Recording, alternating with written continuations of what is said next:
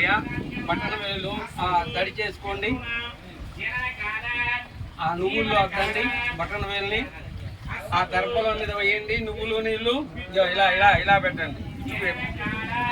నువ్వులు నీళ్ళు దర్శోపరే ఏదత్తులోదకముపదిష్టదో. ఓ భిన్నం తీసుకోండి. అయ్యా ఆయన పట్టుకోండి. పట్టు మీరు తీసుకోండి. ఇగో ఇలా పట్టుకోండి ముందర అనండి. అస్మతో మాత్రోన గోత్రం చెప్పండి. అమ్మగారి పేరు చెప్పండి అనండి.